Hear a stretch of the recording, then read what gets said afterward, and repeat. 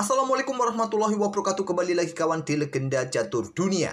Selamat hari Jumat berkah kawan. Semoga di hari ini dan di hari-hari berikutnya kita tetap diberikan keberkahan, kemudahan untuk menjalankan segala aktivitas kita oleh Allah. Amin ya rabbal alamin kawan. Dan tetap diberikan kemudahan mencari rezeki yang halal. Amin ya rabbal alamin. Dan tetap diberikan kesehatan oleh Allah subhanahu wa ta'ala. Amin ya rabbal alamin kawan. Nah, di hari Jumat ini kawan, saya ingin mengawalinya untuk mengulas Women's Speed Chess Championship 2024. Sempat kita lewatkan satu minggu terakhir ini, di mana turnamen ini dimenangkan oleh Zhu Wenjun, juara dunia klasikal asal Cina kawan. Juara dunia wanita Zhu Wenjun. Nah, Zhu Wenjun ini mengawali di turnamen online ini di ronde pertama, babak pertama kawan, mengalahkan Anna Zargazian asal Armenia. Kemudian di babak kuarter final, Zhu Wenjun berhasil menyingkirkan Alice Lee dengan skor 9,5, 5,5. Kemudian di babak semifinal, Zhu Wenjun bertemu dengan Katerina Lagno. Unggul telak kawan dengan skor 14,5, 7,5. Dan berhadapan dengan Polina Suvalova di final. Zhu Wenjun unggul 3 game.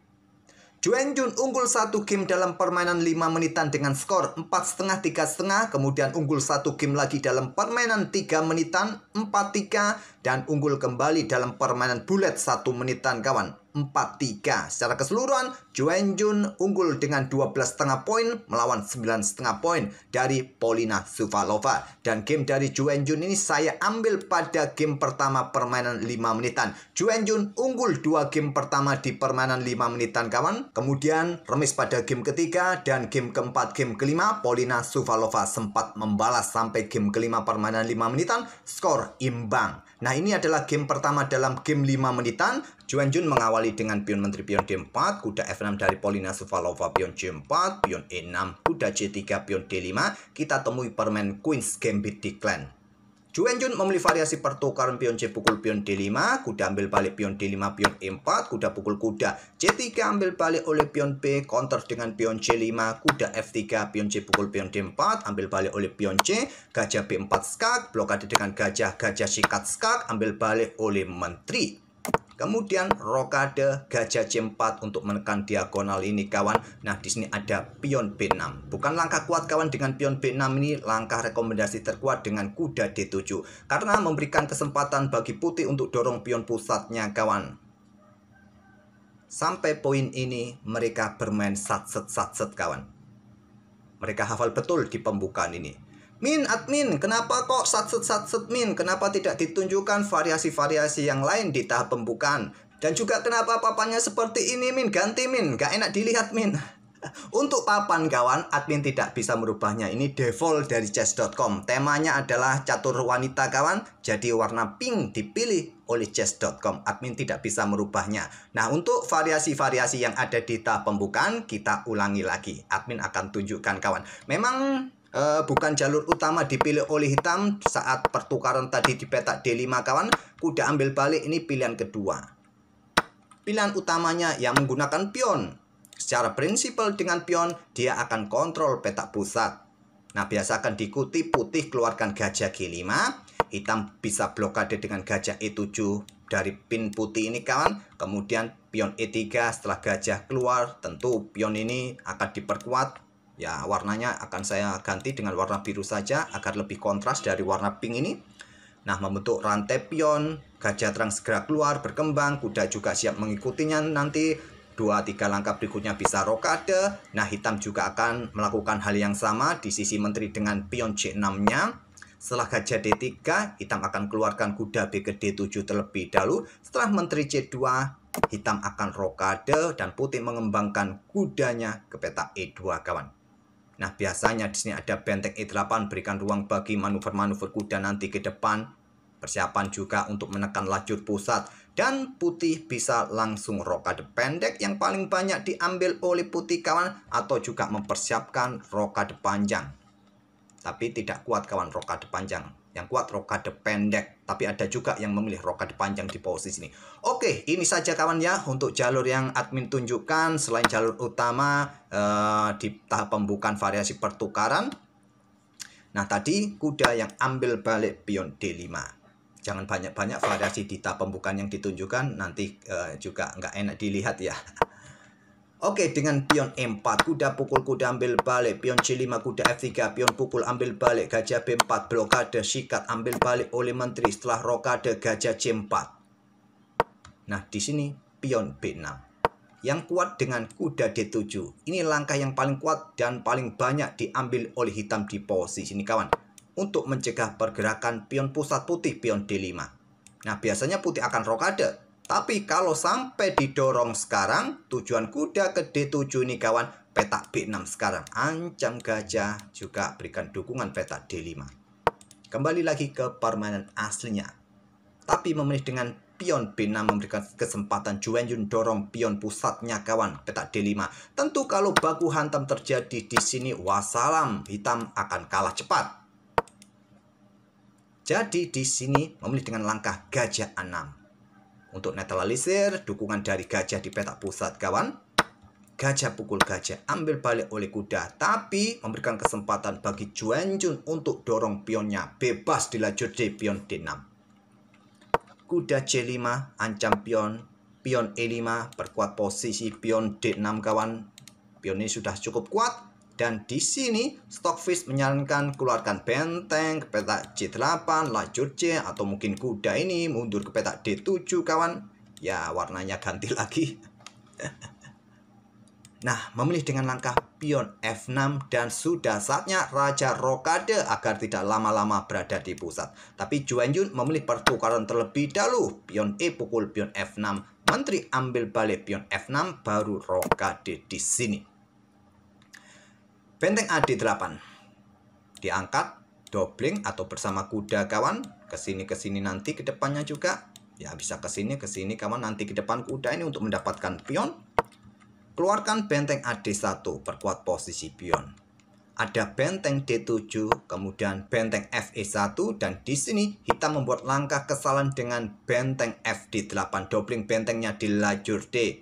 Memberikan kesempatan Juwenjun kuda E5-nya serang benteng. Yang kuat tadi dengan kuda, kawan. Ke sini. Nah, bisa kalian ambil pion ini. Mungkin nanti jawaban putih adalah kuda G5, sama-sama memberikan ancaman bagi pion masing-masing. Ya, kuda kembali, kawan. Ya, mungkin mondar-mandir ya bisa remis. Tapi cukup rasional juga bagi kita kalau main segera doblik benteng, kawan. Masalahnya di sini. Kuda E5, benteng ambil pion, dan Juwenjun menukarkan menterinya dengan dua benteng hitam, kawan. Benteng ambil balik, benteng D6. Awas, harus berhati-hati. Raja dalam posisi yang tersudut, terpojok, kawan. Kalau tidak ada menteri di ruang gelap, bisa ancaman skakmat. Jadi buka ruang dengan pion H6. Nah, benteng D4, saran dari Stockfish yang terkuat di sini, kawan. Ya, ganti lagi warnanya. Susah, kawan, pakai apa? Keyboard yang lain. Kalau warna kuning merah gini ya, hanya menggunakan mouse. Tapi kalau ganti warna ya pencet ALT ataupun kontrol lagi. Ribet juga, kawan, kalau ganti-ganti warna. Jari admin harus bergerak ke kanan ke kiri di keyboard. Oke, kawan, pion H3 dimainkan oleh Juwenjun, raja H7, kemudian baru benteng turun petak D4. Apakah nanti bersama benteng ini, kawan, dua benteng diangkat menekan lajur G? Kita lihat saja. Karena memang, kawan, di sini benteng menusuk ke baris ke-7, ada kuda yang cukup mengganggu posisi baris ke-7. Lanjut, menteri F5 mencoba menusuk ke baris kedua. Yang kuat menurut engine adalah sedikit demi sedikit mulai dorong pion, kawan.